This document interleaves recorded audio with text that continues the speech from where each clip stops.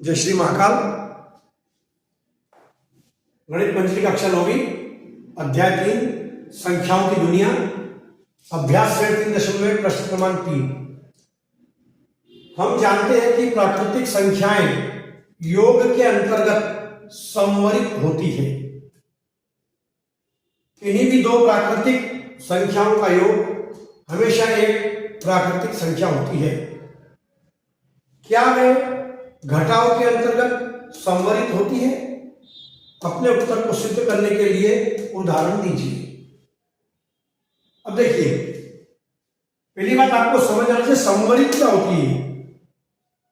तो संवरित होने का अर्थ है कि परिणाम भी एक प्राकृतिक संख्या हो, मतलब दो संख्याओं को अपन जोड़े या दो को घटाएं तो जो उत्तर आएगा, परिणाम आएगा, वो भी प्राकृतिक संख्या होना चाहिए।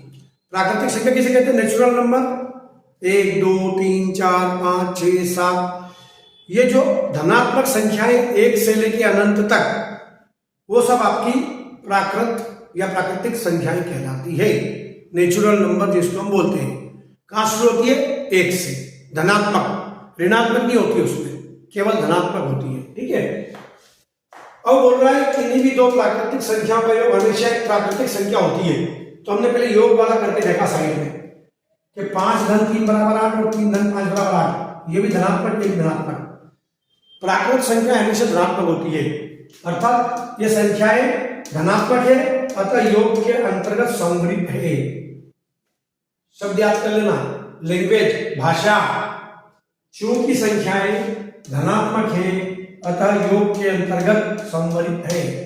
ठीक है। अब ये चीजें घटाव को करके देख लेते हैं। जैसे हमने उदाहरण दिया 5 ऋण 3, तो 5 में से 2 तो प्राकृतिक है, धनात्मक है, लेकिन उल्टा करेंगे 3 - 5 तो माइनस का 2 आएगा, मतलब प्राकृतिक नहीं है। इसलिए प्राकृतिक संख्याएं घटाव के अंतर्गत संवरित नहीं है। योग के अंतर्गत संवरित है और घटाव के अंतर्गत संवरित नहीं है। ये दोनों उदाहरण समझा गया है। ठीक है। वही अभ्यास 3.1 का प्रश्न क्रमांक 4 हल करेंगे। प्रश्न बहुत बड़ा दे दिया जबकि उत्तर जरा सा है।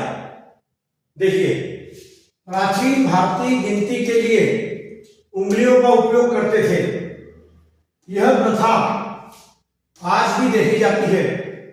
प्रत्येक उंगली में 3 जोड़ होते हैं और अंगूठे का उपयोग गिनती के लिए किया जाता है। आप एक हाथ से कितनी उंगलियां गिन सकते हैं और इसका प्राचीन 12 आधारित गिनती प्रणाली से क्या संबंध है? ठीक है। अब इसका उत्तर बहुत जरा सा है। अंगूठे को छोड़कर प्रत्येक हाथ में 4 उंगलियां और 3 जोड़ होते हैं। देखिए, अंगूठा छोड़ दो तो कितनी उंगली? 1 उंगली, 1 2 3 4, और जोड़ कितने हैं? 1 2 3 1 2 3 1 2 3 1 2 3, मतलब चारों उंगलियों में 3 जोड़ होते हैं। तो हम कहां तक गिन सकते हैं? 1 2 3 4 5 6 7 8 9 10 11 12। बहुत साधारण सी बात है यार। तो अंगूठे को छोड़कर प्रत्येक हाथ में 4 उंगलियां और 3 जोड़ होते हैं। कुल जोड़ बराबर 4 या 12, अतः एक हाथ से 12 तक गिनती गिन सकते हैं। तो ये हो गया आपका प्रश्न। अगला, इसका प्राचीन 12 आधारित गिनती प्रणाली का संबंध है तो है। चूंकि एक हाथ से गिनती 12 तक पहुंचती है, इसलिए स्वाभाविक रूप से प्राचीन काल में उपयोग की जाने वाली 12 आधारित द्वादश गिनती प्रणाली की ओर ले जाती है।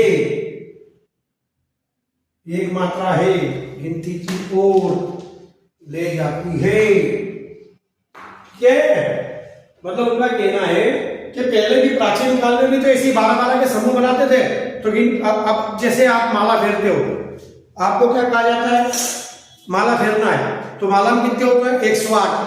तो हम क्या करते हैं? 12 1 2 3, एक माला में ओम नमः शिवाय ओम नमः शिवाय ओम नमः शिवाय ओम नमः शिवाय ओम नमः शिवाय ओम नमः शिवाय ओम नमः शिवाय ओम नमः शिवाय ओम नमः शिवाय ओम नमः शिवाय ओम नमः शिवाय ओम नमः शिवाय।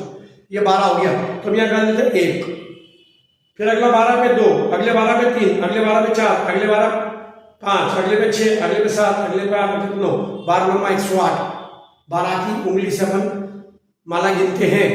आपने देखा नहीं देखा घर पे कभी अपने बुजुर्गों को, माता पिता, दादा दादी, नाना नानी को? तो ये पुरानी परंपरा है जो प्राचीन काल से चली आ रही है और आपको सब आता है, ठीक है, लेकिन वो घुमा घुमा के पूछ रहे हैं, बड़ी बात है, ठीक है। चलिए।